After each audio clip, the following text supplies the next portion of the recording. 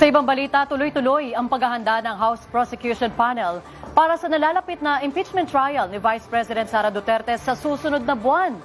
Kaugnay niyan makakausap natin ngayong hapon si Attorney Lorna Kapunan, isa sa volunteer private prosecutors ng prosecution team. Magandang hapon po, Attorney Kapunan. Magandang hapon sa iyo, Ma'am Sarina. At sa lahat ng mga nakikinig.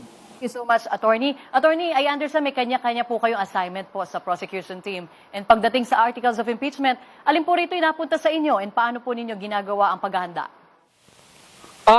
Lahat po ng articles pinaghahandaan po namin. Yung mga assignments, strategy yan. Depende sa assignment ay bibigay ng public prosecutors. No?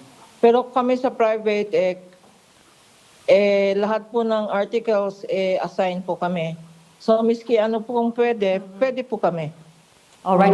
Sa decision ng public prosecutors. Opo. Kamusta rin po yung pag-draft niyo po ng prosecution team ng pre-trial brief na isasubmit sa Senate Impeachment Court at para sa kaalaman ng publiko, ano po ba ang lalamanin nito?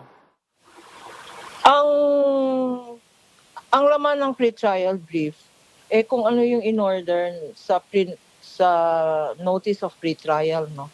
Yung notice of pre-trial, dapat malaman ng iba na ang pumirma doon si Acting Senate President Win Gatchalianan. Siya ang pumirma ng notice of pre-trial. Kasi marami nagtatanong sino ang rini-recognize ng House, no? Pero nasagot na niya ni Chairman Jinky Luistro. Hello? Yes po, opo.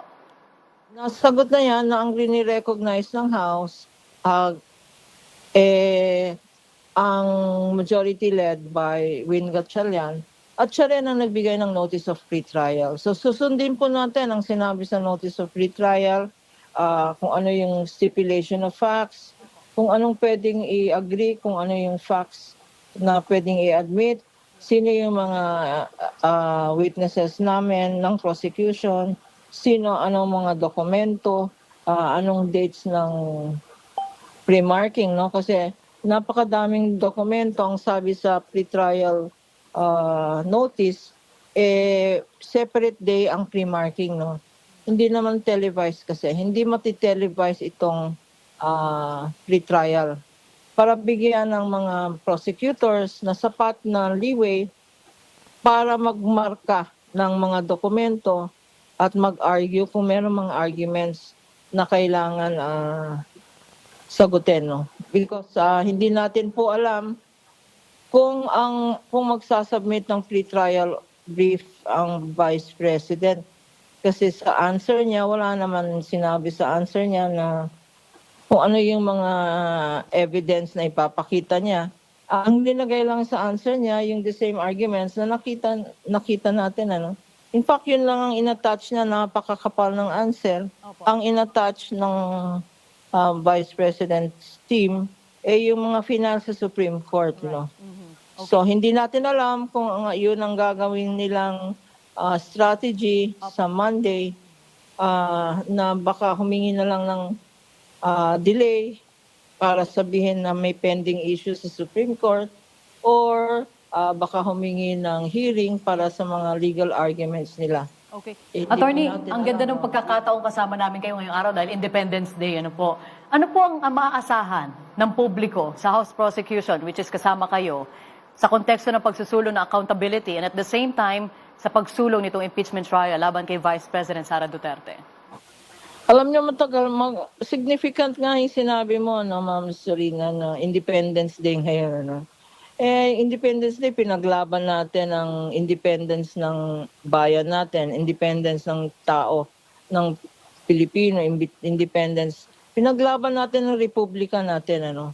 And our constitution, our republic is based on our Philippine Constitution. Na dapat sundin, ano? Kundi, tyranny. Ang magiging kung noon naging under tayo sa tyranny ng mga ibang bansa. Ngayon ba magpapa-under tayo sa tyranny ng mga corrupt officials, kagaya ng isang vice president na hindi naman accountable. No? Pag-isipan natin sa taong bayan na pinaglaban natin ng mga ancestors natin ng mga heroes natin, itong independence natin.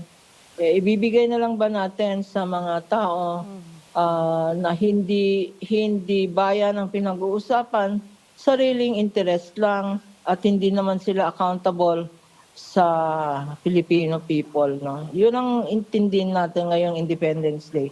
Right. Okay. Maraming salamat. Attorney Lorna Kapunan, isa po sa volunteer private prosecutors ng prosecution team sa impeachment case. Laban po yan kay Vice President Sara Duterte.